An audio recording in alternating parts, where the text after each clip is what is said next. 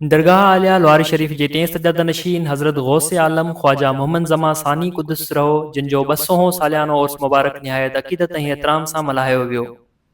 उर्स मुबारक जी मुख्य तकरीब दरगाह आलिया लवारी शरीफ जे मौजूदा सजादा नशीन हज़रत क़िबला पीर मोहम्मद सादिक कुरैशी नक्शबंदी जिन तरफ़ां दरगाह आलिया लवारी शरीफ ते थी गुज़री, जंहिंमें लवारी शरीफ खां सवाइ बदीन, तराई, खान साहब अब्दुर्रहमान, रोशनाबाद, तलहार, ॻोठ बानो कोरेजो, नूर मोहम्मद कोरेजो ऐं ॿियनि इलाइक़नि मां मुरीदनि ऐं अक़ीदतमंदनि वॾे तइदाद में शिरकत कई। उर्स मुबारक जा समूरा इंतज़ाम निशात तंज़ीम, नाजा शागिर्द तंज़ीम ऐं निशात गर्ल्स विंग जे वॉलंटियर्स संभालिया। निशात सिक्योरिटी वॉलंटियर्स सिक्योरिटी जा फ़राइज़ सरअंजाम ॾिना। उन मौक़े ते मुल्क, क़ौम ऐं पाक फ़ौज लाइ ख़ुसूसी दुआऊं पिणु घुरियूं वयूं। ॿिए तरफ़ दरगाह आलिया लवारी शरीफ जे टे सजदा नशीन हज़रत गौसे आलम ख्वाजा मोहम्मद ज़मा सानी कुदस रहो जिन जो 200 सालियानो उर्स मुबारक दरगाह शरीफ हज़रत काज़ी अहमद रह इस्लाम क्लब कराची, हैदराबाद, सांगड़, लाड़काणो, कंभर शहदादकोट, दादू सीता, गंदाखा बलूचिस्तान ऐं ॿियनि हंधनि ते पिणु मल्हायो वियो।